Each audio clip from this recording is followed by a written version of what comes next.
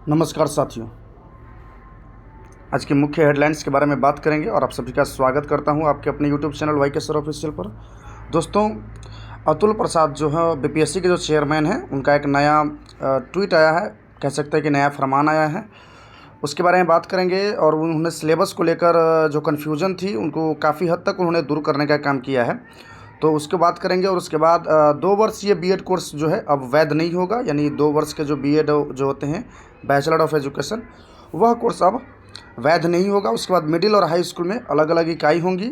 उसके अलावा सिलेबस में केवल जीएस प्रश्न अगर होगा तो उसका विरोध किया जाएगा।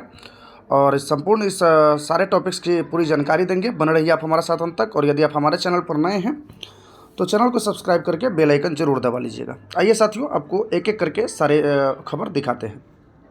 पहले यहाँ देखिए, यहाँ समझिए कि नई शिक्षा नीति जो आ रही है उसमें एनसीटीई ने पायलट प्रोजेक्ट के तहत आईआईटी एनआईटी समेत 57 संस्थानों में किया शुरू।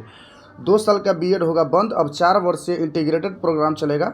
सामान्य कॉलेजों में भी होगी पढ़ाई। यहाँ देखिए, नई शिक्षा नीति 2020 के तहत 2 वर्षीय बीएड कोर्स को बंद करने की तैयारी शुरू हो गई है।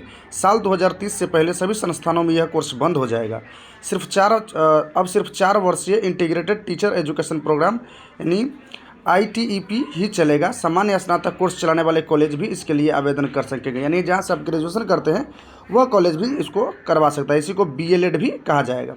उसके अलावा एनसीटीई ने इसकी तैयारी शुरू कर दी है। फिलहाल एनसीटीई ने पायलट प्रोजेक्ट के तहत इसी सत्र 2023 से 27 से IIT, NIT, state university, central university समेत 57 संस्थानों में 4 साल का इंटीग्रेटेड बीएड कोर्स शुरू कर दिया है।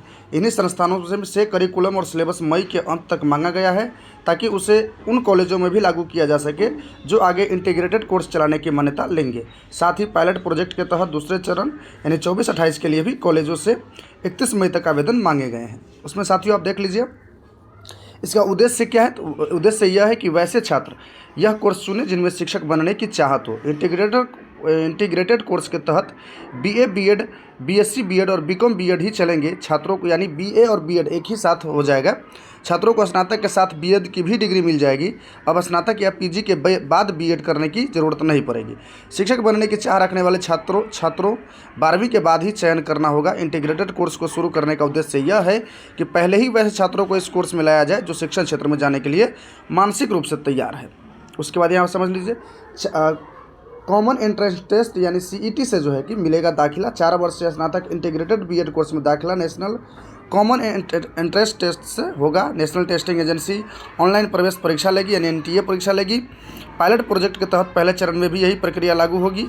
इसकी परीक्षा भी एनटीए ही लेगी। उसके बाद देख लीजिए, नए इंटीग्रेटेड कोर्स को ऐसे तैयार किया जा रहा है जो शिक्षक बनेंगे वे नए स्कूल स्ट्रक्चर जैसे फाउंडेशन, प्रिपरेटरी, मिडिल और सेकेंडरी यानी 5+3+3+4 की जो अवधारणा है उसके अनुसार ही पढ़ाएं। इसका करिकुलम न केवल अत्याधुनिक शिक्षा प्रदान करेगा बल्कि प्रारंभिक बचपन की देखभाल और शिक्षा, मूलभूत साक्षरता और संख्यात्मक समावेशी शिक्षा भी देगा। उसके बाद यहाँ देख लीजिए कि अब आगे सामान्य कोर्स चलाने वाले कॉलेज भी बीएड का इंटीग्रेटेड कोर्स चला सकेंगे। उन्हें एनसीटी में आवेदन करना होगा, यानी एनसीटी से एफिलिएट करवाना पड़ेगा उसको। आगे साथियों, अगला खबर है, यहाँ देखिए कि नई शिक्षक नियमावली के अंतर्गत होने वाली परीक्षा में प्राइमरी के शिक्षकों से सिर्फ अगर जीके के प्रश्न पूछे जाएंगे तो जोरदार विरोध प्रदर्शन होगा। आप देख सकते हैं एजुकेटर्स ऑफ बिहार का जो यह ट्वीट है। उसके अलावा सिलेबस में उन्होंने जो अपनी तरफ से जो रखा है कि सिलेबस में 50% सीडीपी होनी चाहिए एंड पेडागोजी, और 50% में English plus Hindi plus math plus reasoning plus GK plus GS से प्रश्न पूछे जाने चाहिए। उनका कहना है कि 50% क्वेश्चन जो है वो आपको टीचिंग एप्टीट्यूड से होने चाहिए, बाकी 50% क्वेश्चन जो है वो आपको जीएस से होने चाहिए। उसके अलावा अगला खबर साथियों देख लीजिए, ये पहले खबर देख लीजिए आप। अतुल प्रसाद का ये ट्वीट है जिसमें उन्होंने कहा है कि जो उनका जो पहले का जो ट्वीट था उसके बारे में उन्होंने क्लेरिफाई किया है कि इसका तात्पर्य यह है कि शिक्षक भर्ती परीक्षा का पाठ्यक्रम यदि वही रहता भी है जो पाठ्यक्रम उन विद्यार्थियों का है, यानी जो टीचर, जैसे कि कहा जा रहा था कि शिक्षा मंत्री का जो बार बार बयान आ रहा था कि जो चीज़ पढ़ा रहे हैं उसी में से आपको प्रश्न पूछा जाएगा, तो इसी के संबंध में उन्होंने कहा है कि यदि जो टीचर कोई पाठ्यक्रम को पढ़ा रहा है ना, तब भी जो है कि शिक्षक भर्ती परीक्षा का पाठ्यक्रम यदि वही रहता है, यानी कहने का मतलब यहाँ पे ये है कि वही चीज़ होगा, मतलब जो चीज़ें वो पढ़ा रहे हैं उसी चीज़ में से क्वेश्चन पूछा जाएगा। लेकिन का है, अर्थात वो जो वह विद्यार्थियों को पढ़ाते हैं, जो विद्यार्थियों को पढ़ा रहे हैं या पढ़ाएंगे, फिर भी परीक्षा का स्तर विद्यार्थी कक्षा के से उच्चतर कक्षा के स्तर का होगा। यानी कहने का मतलब हो गया कि अगर 1 to 5 के लिए अगर आप टीचर बनने के लिए, तो आपको उससे उच्च कक्षा यानी 6 से 8 तक के लिए, 6 से 8 में अगर आप है तो 10 तक के से क्वेश्चन पूछे जाएंगे। अगर आप 10th के लिए करते हैं तो 12th तक के, 12th के कर रहे हैं तो ग्रेजुएशन तक के, यानी इस तरीके से उच्चतर स्तर का मतलब कि क्वेश्चन होगा। तो अतुल प्रसाद ने काफ़ी यहाँ माने इसके आधार पर हम यह कह सकते हैं कि सिलेबस जो है अभी तक आपका काम पूरा नहीं हुआ। नहीं तो यहाँ पे आप ये देख लीजिए कि भर्ती परीक्षा एक पाठ्यक्रम यदि वही रहता भी है, यानी अभी तक इस पर जो है कि पूर्ण फैसला नहीं लिया गया। उसके अलावा सरल भाषा में इसका तात्पर्य यह है कि तुक्केबाजी पर अंकुश लगाया जाएगा, यानी जो तुक्केबाजी जो है उस पर अंकुश लगाने की बात कर रही है। वैसे बीपीएससी में तुक्का चलता भी नहीं है आज तक। उसके अलावा साथियों यहाँ देखिए अगला जो खबर है, मिडिल से +2 में अपग्रेड स्कूलों को लेकर सरकार ने जारी किया निर्देश। अपग्रेड हुए मिडिल व हाई स्कूलों में होगी अलग अलग इकाइयाँ। नई नियमावली के तहत अलग अलग संचालित होंगे क्लासेज। उसके बाद यहाँ देख लीजिए अपग्रेड हुए मिडिल और हाई स्कूल में अलग अलग इकाई होंगी। मिडिल से +2 में अपग्रेड स्कूलों को लेकर सरकार ने यह निर्देश दिया है। पहली से 8वीं और 9वीं से 12वीं तक के लिए अलग अलग शैक्षणिक और प्रशासनिक इकाइयां होंगी। सरकार ने निर्देश दिया है कि दोनों स्कूलों का संचालन भी अब अलग अलग समिति के माध्यम से होगा। यही नहीं, दोनों का यू डैश कोड भी अलग अलग होगा। कई स्कूलों में यू डैश भरने में मिडिल और हाई स्कूल के शिक्षकों के बीच मामला फंसा था। ऐसे स्कूल जो मिडिल से +2 स्कूल में अपग्रेड हुए हैं और जहां वर्तमान में बीपीएससी के माध्यम से प्रधानाध्यापक की नियुक्ति की गई है, वहां नियमित प्रधानाध्यापक को ही यूज़र आईडी और पासवर्ड मिला था। इन स्कूलों में मिडिल स्कूल के शिक्षकों ने शिकायत की थी कि उन्हें छात्रों को डाटा भरने में इस कारण परेशानी आ रही है। शिक्षा विभाग के संयुक्त सचिव संजय कुमार ने इसे लेकर निर्देश जारी किया है। जिले में 300 से अधिक मिडिल स्कूल को +2 स्कूल में अपग्रेड किया गया है।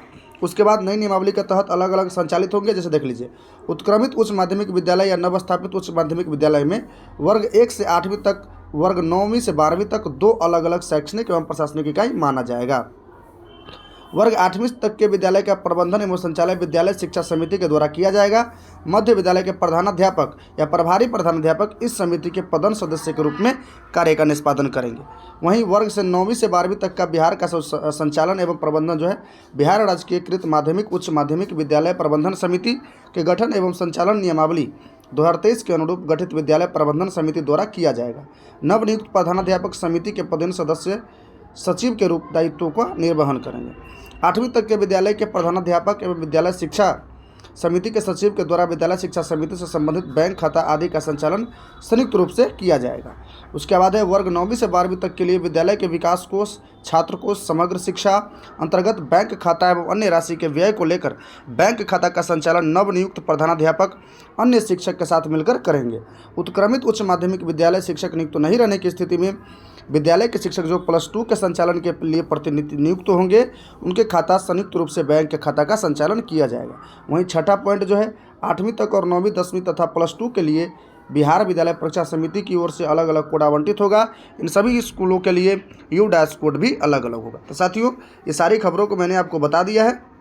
उम्मीद कर रहा हूँ कि आप सब अपनी तैयारी को बेहतरीन ढंग से कर रहे होइएगा और मिलते हैं अगले वीडियो में। अगर वीडियो अच्छा लगा है, वीडियो अगर इन्फॉर्मेटिव लगा है तो चैनल को सब्सक्राइब करके बेल आइकन को ज़रूर दबा लीजिएगा। मिलते हैं अगले वीडियो में और नई खबरों के साथ। तब तक के लिए देखते रहिए वाईके ऑफिशियल। जय हिंद, वंदे मातरम।